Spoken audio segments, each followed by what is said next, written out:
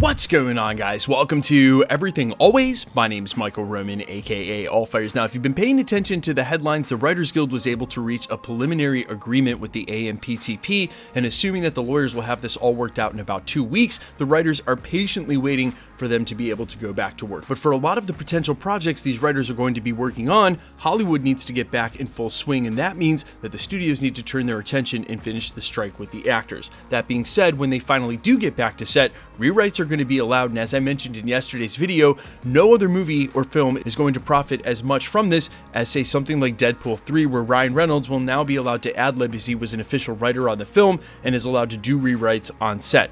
Today we have a major update coming from a fellow YouTuber and industry insider who indicates exactly what's going on with the plot, and with just 2 words really sort of recontextualized what it means for all these previous X-Men and how they're going to make their way into the MCU. We're breaking down a long-standing theory here at the channel in context of this newest piece of information and what it ultimately means the end of Deadpool 3 is going to look like, having the X-Men come into our main 616 continuity. But first, if you could grab the subscribe button. We do daily Marvel content at the channel, and that's all we do. Everything from official Easter egg breakdowns, trailers, and reviews to the occasional industry insider report and everything in between. So if that sort of thing's for you, hit the subscribe button, leave a comment down below. That will automatically enter you to win our ongoing PS5 giveaway. The next one is right around the corner to coincide with Loki. If you want to be entered to win again, all you got to do is be a sub, leave a comment on this video if you want, stick around to the end of the video, we get into all the giveaway stuff again there. Okay, so there's really 3 parts to this, but it all starts with fellow YouTuber and industry insider Grace Randolph over on her channel during one of her streams, indicating that how she would describe what she's heard about Deadpool 3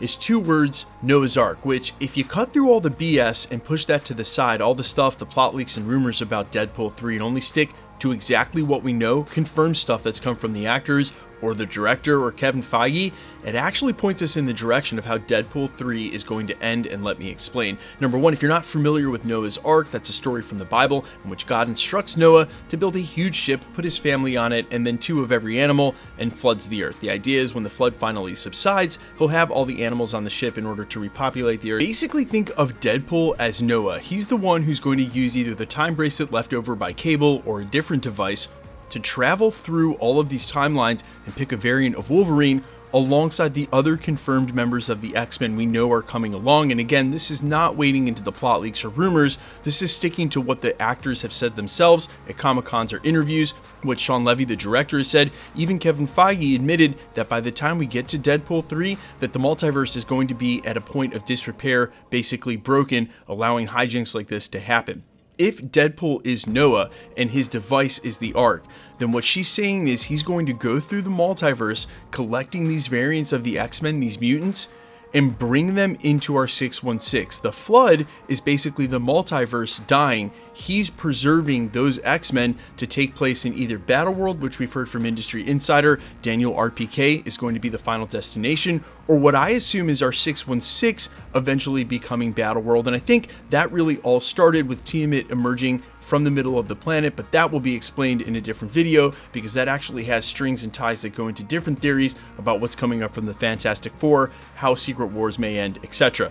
In the meantime, she's saying that Deadpool 3's main plot is he's Noah, either his time device, the TVA, or on a meta level, even the film could be the Ark, and the animals are basically all the mutants or the X-Men that he's collecting from these timelines to bring along and preserve while the multiverse is dying, like the major flood from the story. Actually, a pretty clever way using just 2 words to describe what's going on. I wonder if Grace penned that herself or that's what she was told, rather. But the awesome thing about the writer's strike being over and now them moving to the actors and this all getting resolved is that as soon as they can, they're going to resume production on Deadpool 3, and we're going to get to start to hear a lot more plot leaks and rumors and all that sort of stuff. Basically, the rumor mill has been in a real slow period over the last couple of weeks. I've remarked a couple of times, I couldn't believe we were continuing to get the reports we were. We were hearing casting rumors basically all the way through the actors' strike. Fingers crossed, though, everything will go smoothly as they ratify and finish the agreement for the writers. The actors will be next, and they can even get back to filming for Deadpool 3, because as we've told you guys many times at the channel, and in case you've missed it,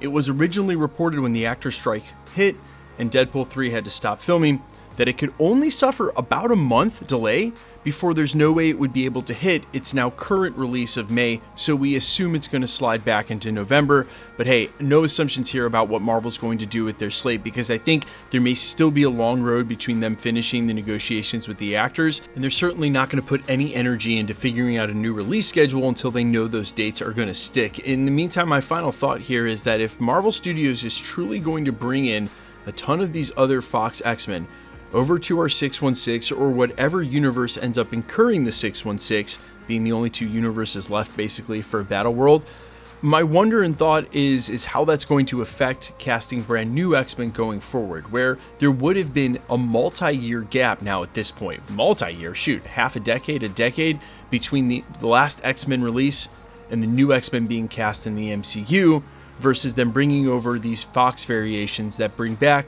Sir Patrick Stewart, which they've already done, Hugh Jackman's Wolverine, which is confirmed, Sir Ian McKellen as Magneto, and then you're going to turn around and immediately after Avengers Secret Wars, recast those exact same characters, and after the legacy actors who had played them, who again would have been years and in some cases decades removed from their portrayal, all of a sudden playing those characters again with the updated CGI, all the nostalgia to boot, basically the best take on that character we've ever seen, and in the current storyline at the finale of the multiverse saga. And then you're going to ask us, the audience, to just not have a break in verisimilitude as you turn around and recast all of those characters with brand new younger actors who will have new origins in whatever the rebooted timeline looks like after the conclusion of the multiverse saga. I just think it's a lot to ask and something crazy that they're going to try to pull off. It was going to be hard anyway to have a new Wolverine with Hugh Jackman not having played the character for so long.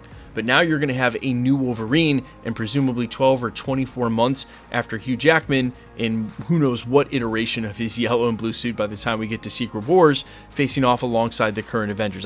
Again, it's going to be a lot to ask, but you guys let me know all your thoughts down below if you're up for this plotline and how you feel about these X-Men coming over to the 616 for the rest of the multiverse saga. I'm all ears as always. Quickly, let's get into the giveaway stuff before I let you go. Okay, we're still giving away PlayStation 5s at the channel. In fact, we've got 3 to go before the end of the year, one with Loki, one with the Marvels, and one with What If when it comes out around Christmas. We're also going to run a comic book giveaway every day through October to coincide with Loki. Super simple to be entered to win, and all the same rules will always apply. Hit the subscribe button because you need to be a subscriber, then leave a comment down below. Because it's truly random, the more videos you comment on, the better chance you have of winning. All winners will be announced at the end of videos, the same way we're doing here. The best way to keep up with the content has always been to hit the notification bell with all notifications turned on, and as always, if you liked today's video, I'd appreciate it if you'd hit the like button. My name's Michael Roman. You can find me in a couple of places, Instagram and Twitter at I'mFires. You can also find me on Spotify, YouTube, Amazon, Apple, iTunes, wherever you listen to original music under the name Allfires. And while I'd sincerely appreciate you checking my music out, thanks for checking this channel out. Stick around. We'll be posting again real soon.